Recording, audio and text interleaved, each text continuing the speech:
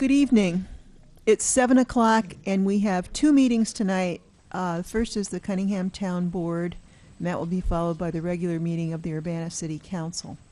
I'd like to call the Cunningham Town Board to order. Would the clerk please call the roll? Mr. Ammons, Here. Mr. Brown, Here. Mr. Jacobson, Mr. Madigan, Ms. Marlin, Here. Mr. Roberts, Here. Mr. Smythe, Here. Mayor Pressing. Here. First item is public participation. Is there anyone who would like to address the Cunningham Town Board? Okay. We'll move on to the minutes of the previous meeting, August 1st, 2016. Well, I'll move that they could be approved. Second. Okay, motion by Roberts, seconded by Marlin. Any additions or corrections? If not, all those in favor, please signify by saying aye. Aye. Those opposed? That motion carries. Next, we have the committee to verify bills. Michelle? The bills for September that include August interim town fund is $77,891.63. GA fund is $13,856.65. Okay, any questions for Michelle? Dennis? Just a comment that I like the chart. It's very clean and easy to read. The new one? I guess so. There it is, right there. Oh, that, yeah. Okay. Yep. Great, thanks. I don't have any questions really. I could say that I move that we approve the town fund and the general assistance fund. Second. Okay, motion by Roberts, seconded by Brown. Any discussion? All those in favor, please signify by saying aye. Aye. Aye. Those opposed? That motion carries. Reports of officers. Michelle Mayall? I just wanted to let Bill know. Bill stopped by last week, and he didn't get to see our new sign finished. So the new flagpole and the sign are up now, if anybody wants to drive by and see it. So they completed it today, which was a little nerve-wracking with that big flagpole in there this far from the building, but it's done and installed, so it looks really good from the road. Okay, unfinished business? Anything? I had a question for Michelle. Okay, question from Aaron Ammons. So there was a flagpole put up, and what else you said, Michelle? A sign in the yard that is visible from the street with our Okay. location, All right, thank name and address on it. Okay, thank you. Okay, next we have new business. Community Elements is no longer in existence, and we have to switch the appropriation over to Rosecrans, and the same thing for Roundhouse Runaway and Homeless Youth. That will be switched over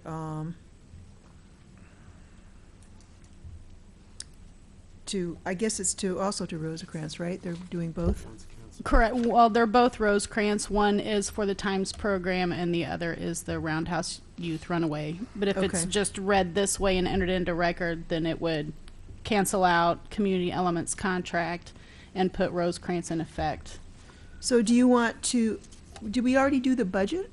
Or is this doing the budget? No, this is from all of the appropriations that you guys already set, and in that was Community Elements, and then they So we're just merged with changing the Rosecrans. titles. Okay. Correct. So the you need name- motions on both of these? Yes, and then the Times Center just changed to Times Program.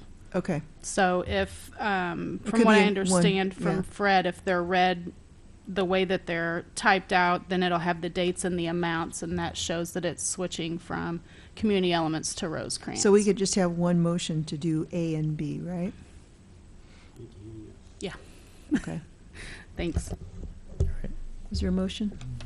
Bill Brown? I had a question. So since these were the social service grants and we approved them according to the grant they applied for, and at the time we thought there was going to be residential recovery, and I think the money was supposed to go for residential recovery advocates, like a salary position to help people who are homeless and living there. I know Roundhouse doesn't do that anymore. So they've apparently substituted something else for that. And I'm not sure about Time Center. I was under the impression they closed or they had many fewer beds. So do you know anything about that? Does anybody? I have the paperwork that with the new information that Sheila sent over, and she is here.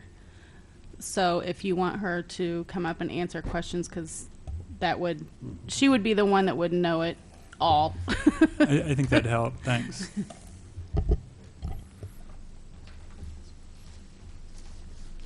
Okay, Sheila Ferguson from Rosecrans. Hi.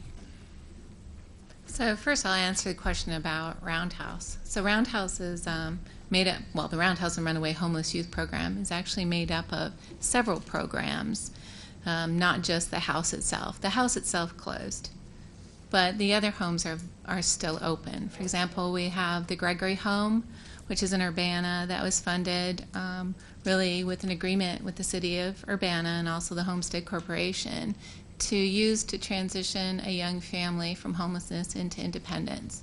And we've had that house since 2013. We also have apartments and we have vouchers in the community.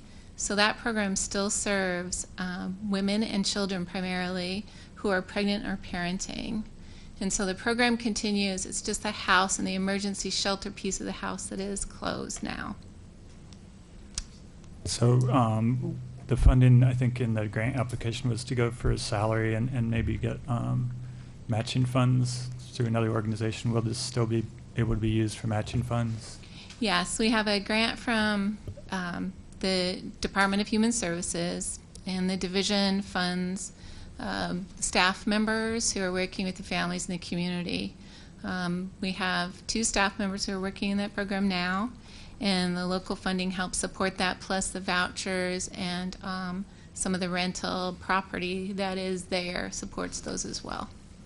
And then for the Time Center, are there still people living there, and what's the count of employees now? There used to be probably half a dozen people, or how many are there now?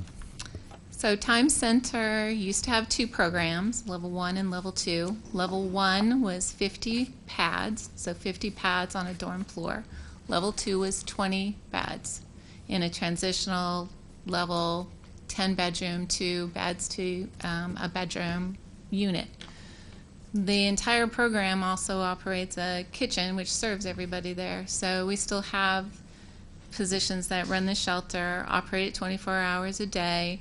We got the first cut from the state in actually November. So we looked at what we had and cut the program from 50 to 25 beds, affecting no one because those beds were empty at the time. So by January, we still hadn't even reached the 25 bed capacity that we had left. We were running usually as high as 22, but usually roughly around 16, 17. When the next cut came, it came from the federal government, from HUD, and was quite significant, another 35,000 approximately. We were already operating in the red, so we had to make another decision. So we cut from 25 to 0 on the dorm side, or what we call Level 1, leaving intact the Level 2 program. And at the time of closure, which was June 30th, we had 8 people left on the Level 1 side and moved 4 of them. Now, we also have a number of other residential programs that you may not be as more familiar with. We don't usually ask for local funds because we receive state grants for them. We have 3 group homes. We have several apartment buildings. 2 of them actually are in Urbana. And so whenever someone presents as homeless with a mental illness, we try to move them into our treatment programs. And so we were able to move a couple of the guys into the treatment programs. So tonight we're asking for the funding to continue the operation of the 20 units. And so we're also asking that from our other local funders, United Way, who is pledged from last year as well, and of course the city of Urbana, in addition to Cunningham Township. So those funds are needed to continue the 20 beds. Okay, thanks. And then just for clarification, Level 2 is the people that are more independent and getting ready to move into their own sort of independent living eventually? Yeah, it's a transitional program. What you would have seen before is the guys are coming in, they're homeless, and they have a willingness to participate in the treatment to move to independence. So they are committed to really save 60% of their income. They also have a fee attached to that, up to $150, but it's on a sliding scale. Some people come in with no income and move through there. The program is a maximum of 2 years, but most people are moving between 12 months to 18 months. I believe my last look at that was last week, and we have about 75% of the guys are working, and so they're saving. So we think that we'll be able to do more targeted case management, help people move to independence, and continue to open beds up as we kind of move forward. Okay, thank you very much. Mayor? Charlie? Yeah. Sheila and I had a conversation before council, and I'd love to hear you repeat what you told me about the total budget, how far you, to Runtime Center as it was, and how far in the hole you are with the state. Those two numbers were very surprising. Yeah, so the Time Center is actually was made up of 4 programs. In order to run the operations of Time Center, it's about $500,000. We lost probably $100,000 at the beginning of the year. What's surprising probably for Charlie, and of course still is hard for me to say, is that much of the funding from last year hasn't been paid yet. So we're kind of in that kind of situation which most social service agencies find themselves, where funding hasn't come through on all of their last year, and most have not received anything this year. We do have contracts for what we have in the grant proposals, and we are actually trying to work through what will happen if. And so we have, as I mentioned earlier, outstanding proposals for the changes to United Way and also the City of Urbana for the social service piece. But it's important to know that without all of them, we'll probably have to look at a different scenario, because we won't be able to keep the operation in place. This is an expensive program to run 24 hours and have a full kitchen and all the licensures that are required. Could you say how much the state owes you at this point? So roughly the state owes us about $600,000 for last year, and almost everything for this year. Very little has been paid except for local funding. So we're very grateful to United Way and certainly the cities and the township. So the local funds come in on time. Thank you. Bill? Are you going to stick around for the council meeting? Because, Yes. Okay, because there's another question about permanent supportive housing I'd like to ask, but that's probably not directly related to this one. Okay, so we need a motion for the new business A and B. I do have a question also. Oh, there's a question from Aaron Ammons. Go ahead. Yeah. So Rosecrans was acquired Community Elements back in July 1st. And I was just wondering, because I don't quite remember when we were looking at the amount we were going to give to organizations, for community organizations. Did we know that Rosecrans was taking over Community Elements when you guys applied for the money?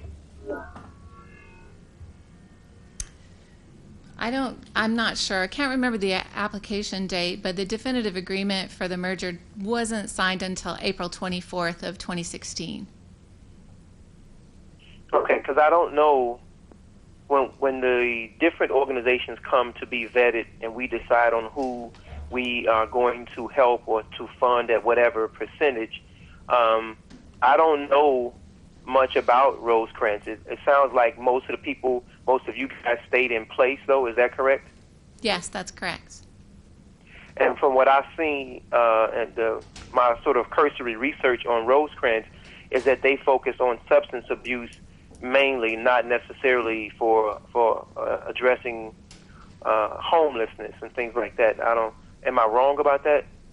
They have a large residential program, but no homeless-only programs. So I guess I'm somewhat concerned if Rosecrans is going to actually focus on homelessness as opposed to substance abuse and things like that, because it was my understanding is that that's what we agreed to allot the money for, was for the issues around homelessness. So it does help a little bit, Sheila, for you to explain the level 2 program of the Time Center. But I'm still a little bit uneasy about, Rosecrans mission versus the Time Center and the issues of homelessness that we see in the community. And of course, I understand the crunch of the state budget and how we're being held hostage by the governor. But I just wanted to know a little bit more about Rosecrans, because it seems like we're just basically transferring the money over to another organization that, for all intents and purposes, has not been vetted through the process that we normally send everybody else through. Aaron, they did fill out new applications for Rosecrans. Is that Michelle? Actually, Yes. if I may, I think, Aaron, you're correct. I think there will be probably more of a focus on what we can do with residential and treatment. And probably for homeless only, that's going to be really difficult, not only for Rosecrans or as it was for Community Elements or for anyone, because of some of the federal rules around rapid rehousing. I think we'll see some new funding, maybe come available through the federal government, but we don't see that quite yet. Okay, thank you. Okay, do we have a motion for the new business items? So moved. Is there a second? Yeah, I'll second it. Okay, motion by Smythe, seconded by Roberts. Any additional questions or comments? Welcome, Mr. Madigan. Glad you're here. Okay, all those in favor, please signify by saying aye. Aye. Those opposed? That motion carries. And we're at the closed and open sessions to consider. Mr. Grosser, do you have any update? Yes, we do not need a closed session, but I do have some updated information for you. Last month I told you I expected Carl Foundation would file its Supreme Court brief before this meeting, and they did. The Department of Revenue has requested a further extension of time, and the court hasn't ruled on that. Of greater interest, the American Hospital Association and the Illinois Health and Hospital Association have both submitted to the court what are commonly called amicus curiae briefs. Latin for friend of the court. Don't know where it got that name, because they're not trying to help the court, they're trying to help their paying clients. I filed objections to both of those amicus briefs in the Supreme Court, and we're waiting for the court to decide whether they will accept those two amicus briefs. Okay, any questions for Diane? Are we still looking at next spring for a ruling in this case?